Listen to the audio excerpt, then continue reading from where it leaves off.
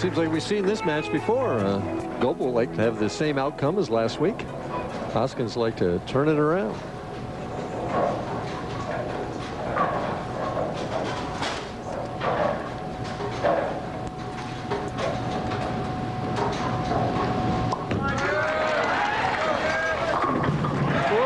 Just the way you always like to start a match against a tough competitor, tripping out the 4-pin. Yeah, nice little break.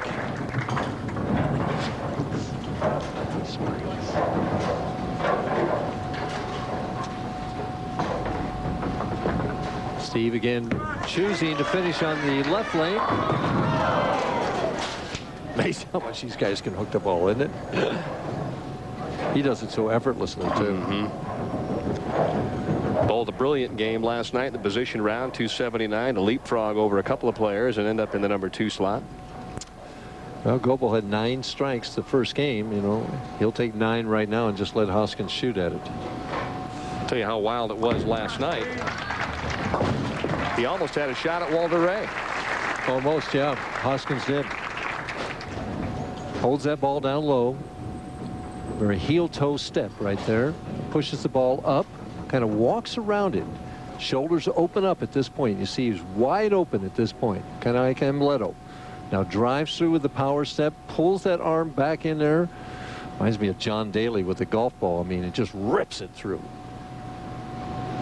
Power Deluxe got a handful on that shot. Maybe a little too much. And oh, onto the rafters. A nice break. 3-6-10.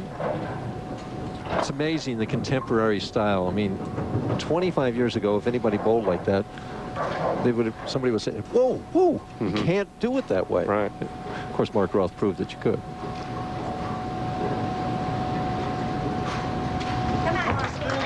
At the 3-6-10, no trouble. How much, though, Mike, do you think that the equipment in the game has had in terms of the effect? I mean, certainly if Mark, I mean, how good was Mark when he was throwing the real hard rocks?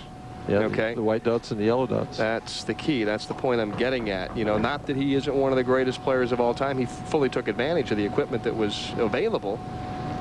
But it's almost as if the equipment is shaping the game a whole lot more than the players are necessarily. Well, I think that's happening in a lot of sports. I mean, they're complaining in tennis about the rackets creating too fast to serve. In golf, they're talking about equipment, the drivers and the wedges and things like that. I don't know about the box groove thing, whatever happened with that. No question with the square grooves and the graphite now and the kind of golf balls they're playing. There's no doubt about that. And of course, the fiberglass pole vault changed that sport entirely around. So technology enters all sports, including bowling. And motor racing as well, because if you got the right car worked up, you got the flaps down, you can win, no question about that. Grand Prix of Germany coming your way on Sunday on ESPN. Seems like the Penske group is winning every week. Well, so I mean, they finished 1, 2, 3, lapping the field. Bryan getting away as quick this game as the last one. And the first time he misses the pocket and he leaves the 2-7. Be interesting to see how he plays this, whether he goes straight at it like he did at the 7-pin, or whether he wants to hook it. What he wants to do is hit that 2-pin on the left and the ball deflect into the 7. I think he'll go straight at it, but we'll see. Boy, no time. He is throwing straight at it. He didn't like it. Little chink in the armor right there. Open frame for Goebel, who sits down. See, a pro should make that at least 50% of the time, maybe more. See, this is just poor execution. He wanted to stay behind that ball, got to the side of it a little bit. Hoskins wants to take advantage of it. Boom. That happens about 9 out of 10 out here on the national tour. The moment they smell blood, they're all over. He's so much more relaxed and calm than he used to be. You mentioned to me last night, Mike, to kind of further develop that point, that he used to be a real hothead. Come out here and get aggravated and kick the ball return and get angry. And he said, I cut all that out now. Well, you know, Mike Albee years ago used to talk about having fun in the sport of bowling. And I think a lot of guys have picked up on that theme. He says he's having fun. Oh, my, that was like a thrill ride there. That almost teetered on the edge. I got out to about 1 or 2. He wasn't happy with the execution there.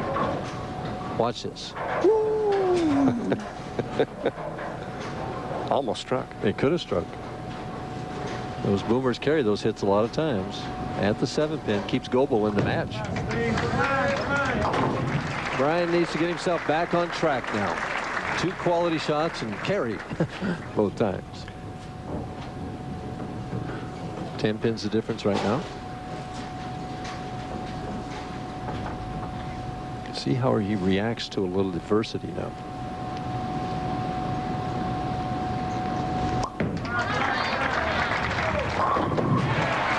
Always a key. Getting back, I don't want to belabor the point, but talking about equipment. The shot on the left-hand lane by Hoskins. There's no chance. There's no way that ball's supposed to hit the pocket.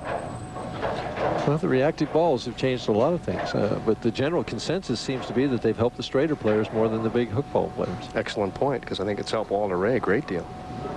Well, he didn't need much help. No, he's already a great player. I mean, to even the match. Light, then high. He's in trouble now. I'll tell you what, that's 2 shots in a row in that lane out of the pocket. He's not going to make this split. He's going to fall further behind. He's over 20-some pins behind. Come on, Bryan. 9 out. Problems now for Goebel.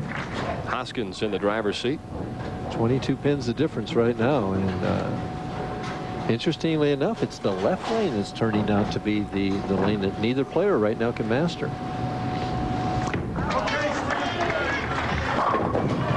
Powerful strike on lane 16. Now both players on this left lane have had a highlight syndrome.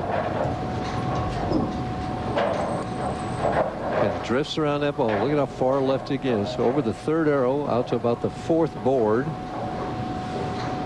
And the ball finished over the 8-pin. 22 ahead can increase it to 32 and eliminate, well, not eliminate, but really damage Goebel's hopes for 2 in a row. Oh, pretty shot.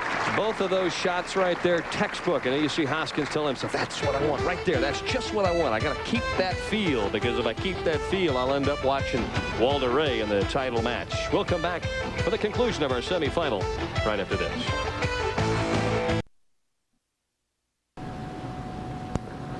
Bryan Goebel in a world of hurt right now in the semifinal game, down by 32. He's got to start striking. There's just no ifs, ands, or buts about it. I think you'll see him come back. Ooh, my. I don't know if he decided to